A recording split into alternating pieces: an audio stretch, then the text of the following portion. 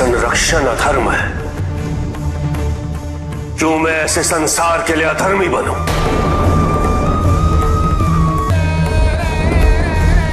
जिस लोक के वासियों को गंगा की महिमा का, गंगा की महत्ता का बोध नहीं, उसका मान नहीं,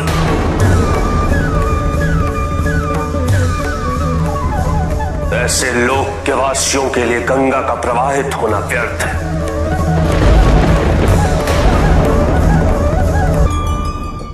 गंगा को पृथ्वी से लौटना होगा।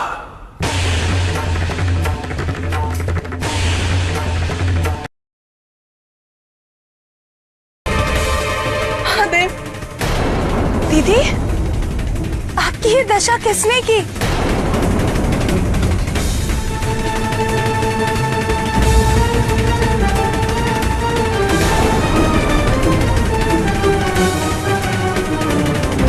दीदी क्या हुआ, कुछ बोलिए तो।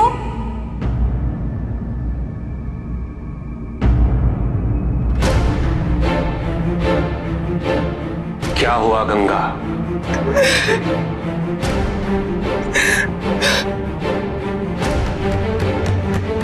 मेरी इस दशा का कारण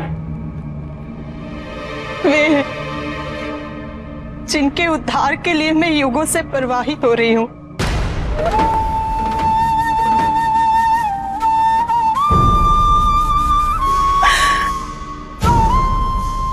मैंने न केवल मनुष्यों का उद्धार किया,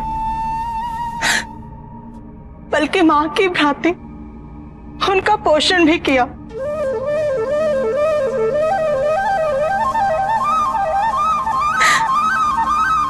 बिना भेदभाव अपने शुद्ध और शीतल जल से उनका पोषण किया।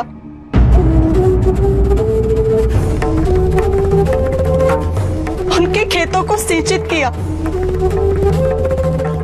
यदि दूर दूर तक मेरे तट पर सभ्यता का विकास है तो केवल इसलिए क्योंकि मैं उस भूमि की उर्वरता का कारण बनी।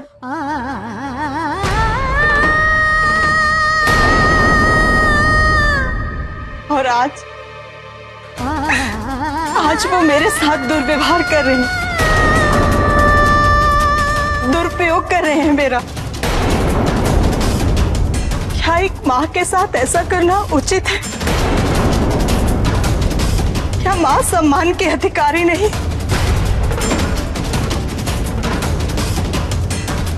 यदि एक माँ अपने संतान से उसकी पीड़ा समझने की अपेक्षा करे तो क्या ये अनुचित है?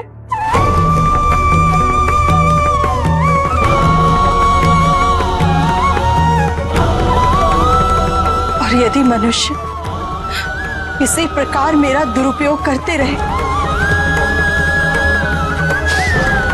तो मेरा जीवित रहना असंभव होगा।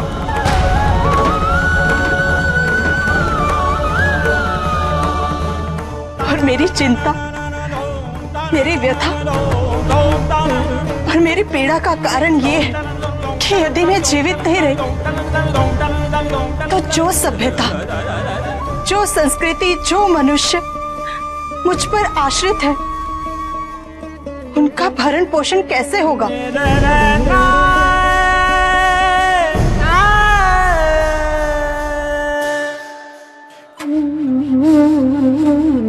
कितने ही संस्कार हैं जिनके लिए मेरा आचमन करना, मेरा स्पर्श करना, मेरी पवित्रता और मेरा दर्शन करना अनिवार्य है। वे सब संस्कार कैसे संपन्न होंगे? किंतु वे जन तो माँ की महत्वता, माँ की महिमा के प्रति संवेदनहीन और विचारहीन हो चुके हैं। और जो भक्त मेरे महत्व को जानते हैं वे भी मौन हैं। उन्हें भी मेरी व्यथा विचलित नहीं करती। अपने भक्तों और अपने संतानों से ये उपेक्षा मैं सहन नहीं कर सकती, नहीं कर सकती।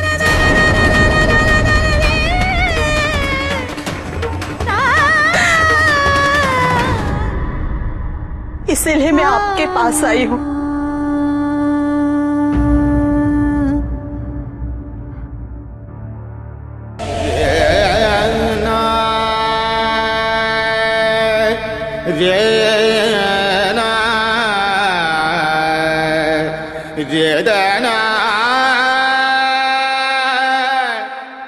स्वामी,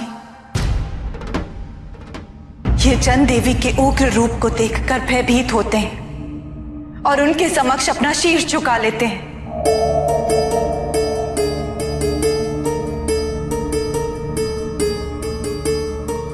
किंतु जो देवी उन्हें मां की भांति पोषित करती है, वे उसका अनादर करते हैं।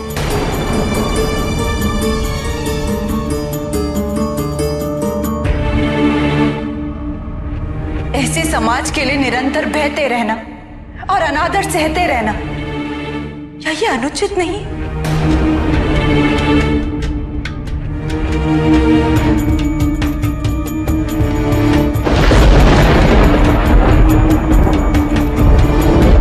यदि एक मां अपनी संतान की रक्षा हेतु काली का रूप धारण कर सकती है,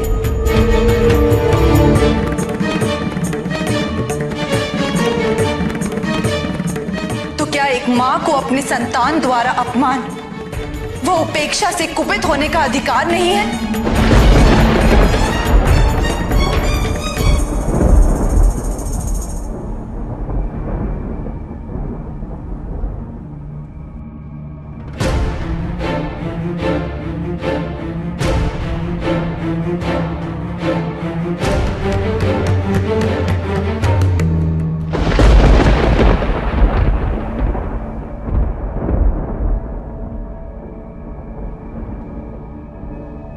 संपूर्ण अधिकार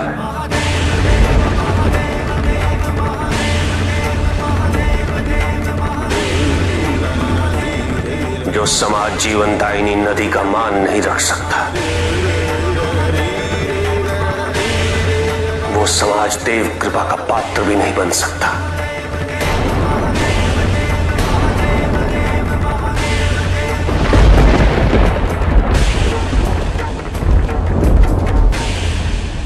देव नदी गंगा का निरादर समस्त सृष्टि का निरादर है।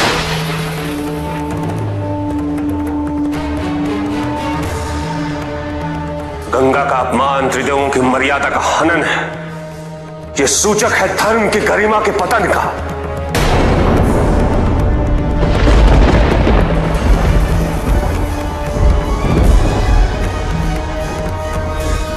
जो जन धर्म का मर्म नहीं समझते, जिनके लिए तीर्थ का कोई मूल्य नहीं, जो जल की महिमा के प्रति स्वयं उपेक्षित रहते हैं,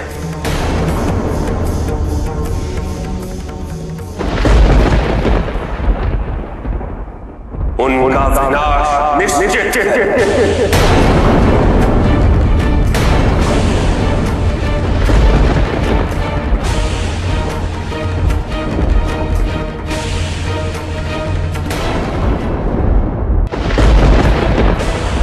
अपनी मलिनता को स्वयं समाप्त करने के स्थान पर उसे नदियों में प्रवाहित कर उससे मुक्ति तो प्राप्त हो जाती, किंतु उसके पश्चात एक बड़ा पाप पुनः अर्जित होता। और जहां ऐसा पाप हो वहां दंड अनिवार्य।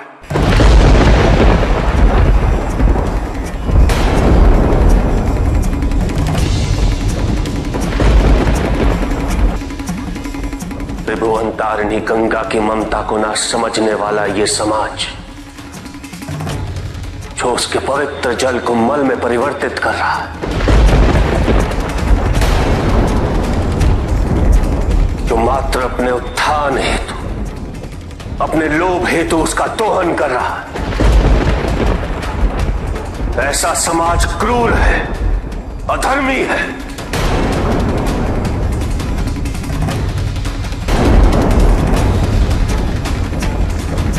ऐसा समाज देवों की दया के योग्य नहीं, अपितु उनके पाप और उनके अभिशाप के योग्य है।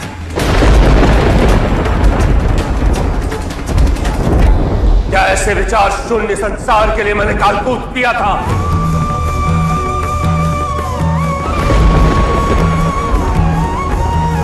क्या इन्हीं अराजक और निर्दयी संतानों की सुरक्षा के लिए मैंने त्रिपुर का नाश किया था? क्या ऐसे स्वार्थी लोगों के लिए हम देवों ने अनेक रूप धारण किए? कुपात्रों का संरक्षण अधर्म है,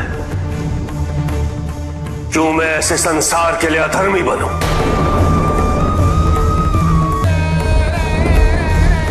जिस लोक के वासियों को गंगा की महिमा का, गंगा की महत्ता का बोध नहीं, उसका मान नहीं,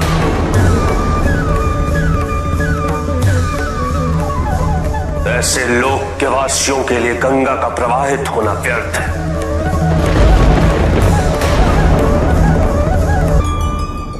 गंगा को पृथ्वी से लौटना होगा।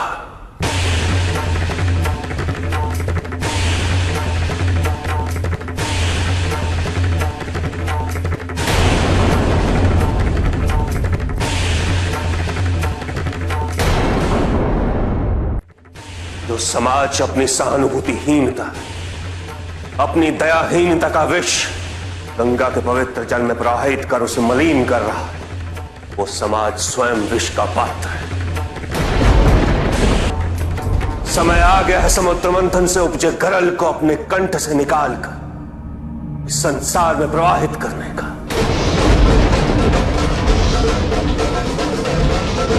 समय आ गया है विनाश का, क्योंकि विनाश के पश्चात ही सृष्टि का पुनः आरंभ होगा। महादेव, गंगा की इस दशा से हम सभी द्रवित हैं और आपके इस कथन से संपूर्ण रूप से सहमत भी। संसार के प्रति हमारी अति करुणा ही गंगा के दूषण का प्रमुख कारण बन गई।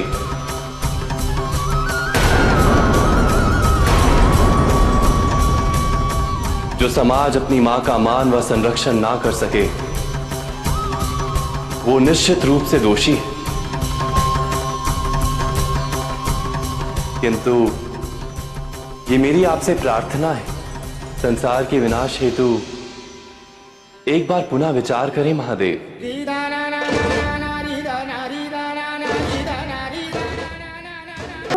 मनुष्य अपनी भूल पर विचार कर उसे सुधारने में सक्षम है।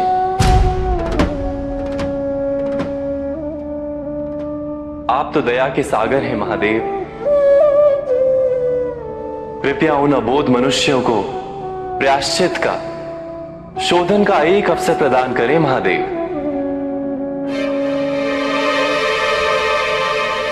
आपका क्रोध सर्वथा उचित है महादेव, किंतु सृष्टि के संचालन का उत्तरदायित्व आपकी महान अनुकंपा से ही संभव है। गंगा यदि पृथ्वी से लौट आई तो उसके तट पर बसी सभ्यता को अकाल का सामना करना पड़ेगा।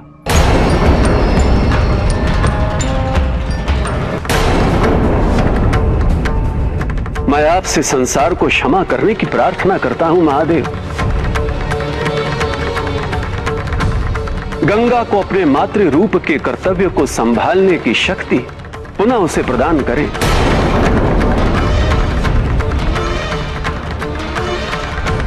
उसे पुनः प्रवाहित होने का सामर्थ्य प्रदान करके अपने करुणा सिंधु रूप को सार्थक करें महादेव।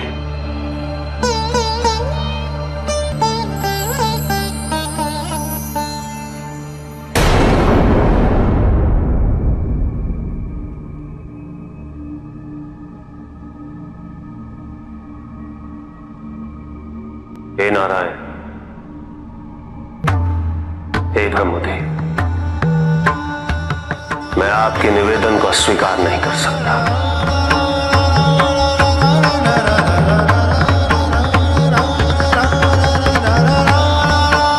इसलिए मैं इस कालकूट को अपने कंठ में ही रहने दूंगा।